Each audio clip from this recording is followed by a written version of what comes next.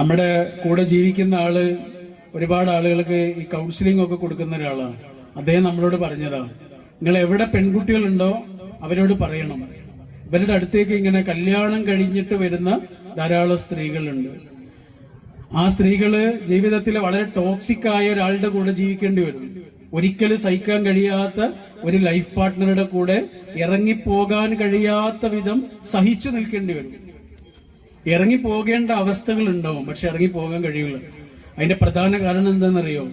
ഇവര് പഠിച്ചിട്ടില്ല, ഇവർക്കൊരു ജോലിയില്ല, സമ്പാദ്യമില്ല, വേറൊരാളെ ആശ്രയിക്കാതെ ജീവിക്കാനുള്ള യാതൊന്നും അവരുടെ കയ്യിലില്ല.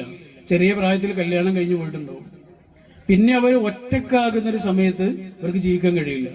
ഇവര് സിംഗിൾ മദർ ആകുന്ന ഒരു അവസ്ഥയെ കുറിച്ച് ആലോചിച്ചു നോക്കൂ.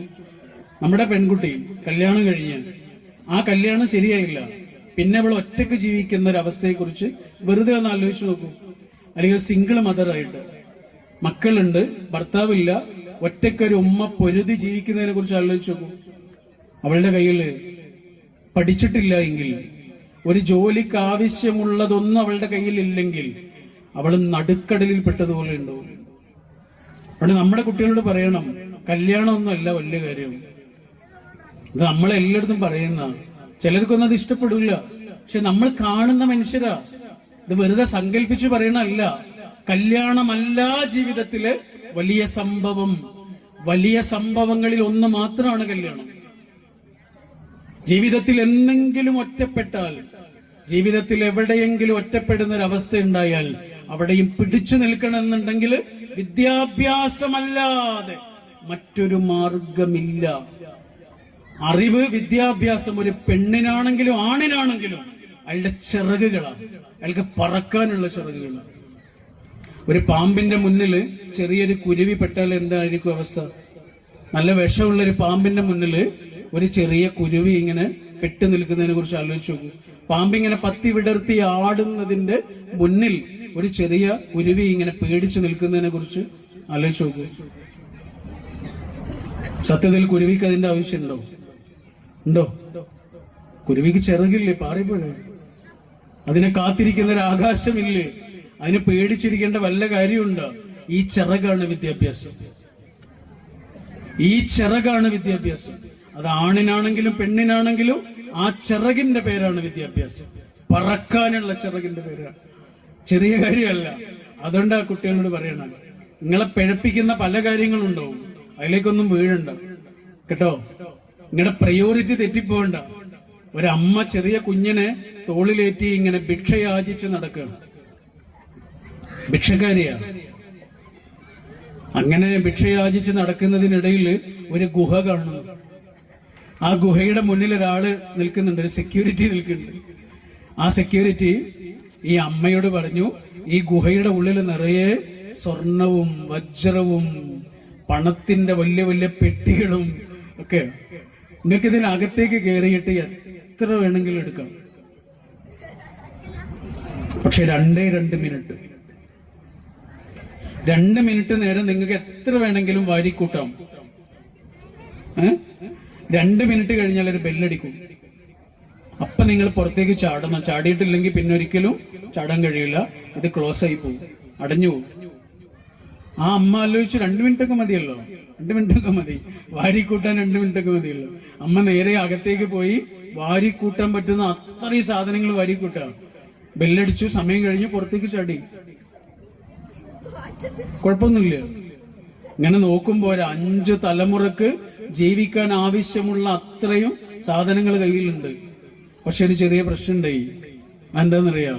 ഒക്കത്തുണ്ടായിരുന്ന ഒരു കുട്ടിയില്ലേ, ഇതാണ് പ്രയോറിറ്റി എന്ന് പറയുന്നത്. മുൻഗണനകൾ എവിടെയാണോ തെറ്റിപ്പോകുന്നത് അവിടെ നമുക്ക് പിന്നീട് ഉണ്ടാകുന്നത് മുഴുവനും ഖേദമായിരിക്കും. നിങ്ങളൊരു ചെറിയൊരു കുഞ്ഞിനെ ഇങ്ങനെ അടുത്തേക്ക് വിളിച്ചിട്ട് ആ കുഞ്ഞിന്റെ മുന്നിൽ 2 സാധനങ്ങൾ വെക്കുക. 500 രൂപയുടെ 4 നോട്ടുകൾ വെക്കുക. പിന്നെയോ ആ കുട്ടിക്ക് ഏറ്റവും ഇഷ്ടപ്പെട്ട 2 ചോക്ലേറ്റും വെക്കുക. എന്നിട്ട് ആ കുട്ടിയോട് പറയാ, നിനക്ക് ഇതിൽ ഏതെങ്കിലും ഒന്ന് എടുക്കാം, പക്ഷെ ഒന്നേ എടുക്കാൻ പറ്റുള്ളൂ എന്ന് പറഞ്ഞാൽ മിക്കവാറും ആ കുട്ടി എടുക്കാൻ സാധ്യതയുള്ളത് ആ ചോക്ലേറ്റ് ആയിരിക്കും. ആ പൈസ കുട്ടിയെ സംബന്ധിച്ചിടത്തോളം 4 പേപ്പർ മാത്രമേ ഇരിക്കും, ഇല്ലേ? ആ ചോക്ലേറ്റ് എടുത്തിട്ട് കുട്ടി ഓടും. പിന്നെ കുറച്ച് വലിയ കുട്ടിയായി കാര്യങ്ങളൊക്കെ പറഞ്ഞാൽ മനസ്സിലാകുന്ന സമയമാകുമ്പോ കുട്ടിയോട് ഈ കഥയൊന്ന് പറഞ്ഞു കൊണ്ടു. എടാ, നിന്റെ മുന്നില് ഞാൻ 500 രൂപയുടെ 4 നോട്ടുകൾ 2000 രൂപയും വെച്ചു, 10 റുപ്യന്റെ 2 ചോക്ലേറ്റും വെച്ചു. എന്നിട്ട് നിന്നോട് പറഞ്ഞു ഇതിൽ ഏതെങ്കിലും ഒന്നെടുത്തോ. നീ എന്തെടുത്തതെന്നറിയോ? ആ ചോക്ലേറ്റ് എന്ന് പറഞ്ഞാല് ആ കുട്ടി തലയിൽ ഇങ്ങനെ കൈവച്ചിട്ട് പറയും, 2000 റുപ്യ കൊണ്ട് എത്ര ചോക്ലേറ്റ് വാങ്ങായിരുന്നു, ഞാൻ എന്ത് മണ്ടനായി പോയി ഇല്ലേ? കുട്ടിക്ക് തെറ്റിപ്പോയത് എന്താ? പ്രയോറിറ്റി. അതിന്റെ കാരണം എന്താ? കുട്ടിക്ക് അറിവില്ലാത്തോണ്ടാ. അറിവില്ലാത്തോണ്ട് സംഭവിച്ച. അറിവ് എന്നുള്ളതിന് സംസ്കൃതത്തിൽ എന്താ പറയാന്നറിയോ നിങ്ങൾക്ക്? അറിവ് എന്നുള്ളതിന് വേദം എന്നാ പറയാ. ഇല്ല എന്നുള്ളതിന് എന്താ പറയാന്നറിയോ? ന എന്നാ പറയാ. അപ്പൊ എന്തായി? വേദം പ്ലസ് ന എന്താ? വേദന. വേദന എന്ന് പറഞ്ഞാൽ എന്താണെന്നറിയോ? അറിവില്ലായ്മ കൊണ്ട് നമ്മൾ ചെയ്തു കൂട്ടിയ കാര്യങ്ങളെ കുറിച്ച് ഓർത്ത് നമുക്ക് പിന്നീട് ഉണ്ടാകുന്നതിന്റെ പേരാണ് വേദന. വെറുതെ ആലോചിച്ചു, വെറുതെ ആലോചിച്ചു. അറിവില്ലായ്മ കൊണ്ട് നമ്മൾ പറഞ്ഞത്, ചെയ്തത്, പ്രവർത്തിച്ചത്, പ്രതികരിച്ചത്,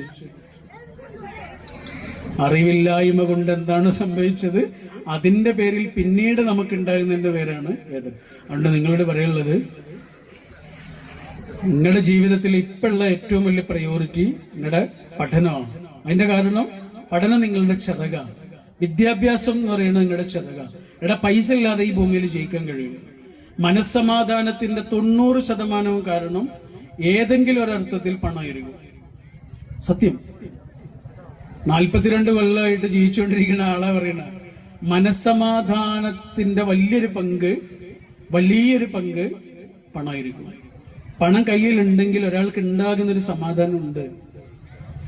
വിദ്യാഭ്യാസമാണ് ജീവിതത്തിൽ അന്തസ്സോടുകൂടി പണം സമ്പാദിക്കാനുള്ള ഏറ്റവും നല്ല മാർഗം. അന്തസ്സോടുകൂടി പണം സമ്പാദിക്കാനുള്ള മാർഗം. അതുകൊണ്ട് നമ്മുടെ കുട്ടികൾ വിദ്യാഭ്യാസം നേടുക എന്നുള്ളത് അവരുടെ ജീവിതത്തിന്റെ വരുംകാലം മുഴുവനും സമാധാനമുള്ളതാകുന്നതിന്റെ ഏറ്റവും പ്രധാനപ്പെട്ട ഒരു കാരണമാണ്. നമ്മൾ എത്ര നിഷേധിച്ചിട്ടും കാര്യമില്ല, അതൊരു സത്യമാണ്. അതുകൊണ്ട് നിങ്ങളുടെ പ്രയോറിറ്റികൾ മാറിപ്പോകാതെ, നിങ്ങളുടെ മുൻഗണനകൾ തെറ്റിപ്പോകാതെ വിദ്യാഭ്യാസത്തിലേക്ക് മാത്രം ഇങ്ങനെ നിങ്ങൾ കൂർപ്പിച്ചു നിൽക്കേണ്ട സമയമാണ്. നിങ്ങൾ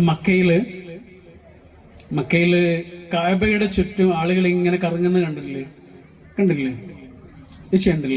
കഅബയുടെ ചുറ്റും ആളുകൾ ഇങ്ങനെ കറങ്ങുന്ന ഫോട്ടോ കണ്ടിട്ടുണ്ടോ? കഅബ എന്ന് പറയുന്നത് മക്കയിലെ ഒരു സ്ക്വയർ ആണ്. അതിന് ചുറ്റും ആളുകൾ ഇങ്ങനെ തവാഫ് എന്ന് പറയാം. നമ്മുടെ ക്ഷേത്ര പ്രദക്ഷിണം അതന്നെ തവാഫ്. അതിങ്ങനെ കറങ്ങുന്നത് കാണാം. 10,000-കണക്കിന് മനുഷ്യരാണ് കറങ്ങുക. 24 മണിക്കൂറും കറങ്ങിക്കൊണ്ടിരിക്കുന്നത്. അത് നിൽക്കൂല. കോവിഡിന്റെ സമയത്ത് മാത്രമാണ് അത് നിന്നിട്ടുണ്ടാവുക. അല്ലാത്ത സമയത്തൊക്കെ ഇതിങ്ങനെ കറങ്ങിക്കൊണ്ട്, ആ കറങ്ങുന്നത് കാണാൻ എന്ത് ഭംഗിയാണെന്നറിയോ? അതെന്താ അത്ര ഭംഗി ഉണ്ടാവാൻ കാരണം എന്നറിയോ? നടുവിലൊരു കഅബ ഉണ്ടായതുകൊണ്ട്. നടുവിൽ അങ്ങനെ ഒരു കഅബ ഇല്ലെങ്കിൽ ആ തവാഫിന് അത്ര ഭംഗി ഉണ്ടാവില്ല.